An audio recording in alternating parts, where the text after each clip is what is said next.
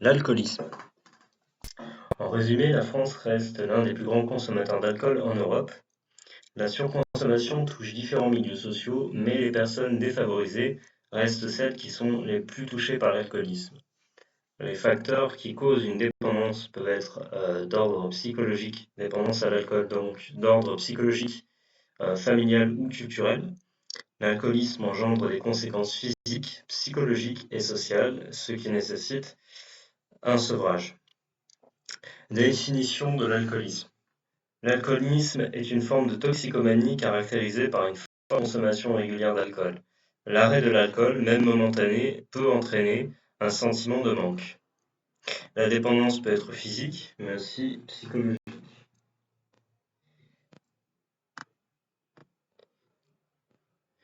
Les facteurs psychologiques, donc l'alcoolisme peut être engendré par une forte anxiété, un état de dépression, un choc psychologique comme la perte d'un être cher. Des facteurs familiaux aussi peuvent intervenir. L'alcool chez les jeunes favorise la dépendance à l'âge adulte, phénomène de banalisation, consommation précoce au sein de la famille, recherche le sentiment de désinhibition à travers l'alcoolémie excessive chez les adolescents, la volonté également d'intégrer un groupe social, puis dissipation de la timidité, de la peur, etc.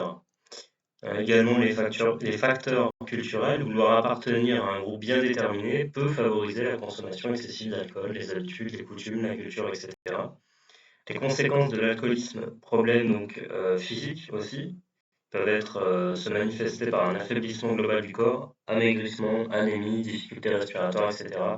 Nausées, vomissements, irritabilité, somnolence, perte de connaissance, problèmes au niveau du foie, donc une cirrhose, coma éthylique, pardon, complications cardiaques, hypertension artérielle, retard de croissance, malformation, atrophie du cerveau chez les bébés de femmes enceintes alcooliques. Que de joie, relations sexuelles non protégées pouvant engendrer des MST, problèmes psychologiques et sociaux, violences, marginalisation sociale, dépression grave, renfermement sur soi-même, rupture de l'équilibre familial social, rupture de la communication, hallucination, perte de travail, source de revenus, etc. Et puis on a le sevrage. Donc le sevrage est dépendant de la volonté de la personne alcoolique. Il passe par différentes étapes, reconnaissance de sa dépendance, consultation d'un spécialiste, sevrage, arrêt de la consommation d'alcool qui peut se faire au domicile de l'alcoolique ou dans un organisme spécialisé. Suivi médicamenteux, donc il existe des médicaments qui repoussent l'envie de picoler, manifestement. Groupe de parole comme les alcooliques anonymes. Alors, ouais, aux États-Unis, mais ça existe aussi en France et en Europe en général, je pense. Lutte contre l'alcoolisme, plusieurs campagnes de prévention sont lancées pour décourager les alcooliques.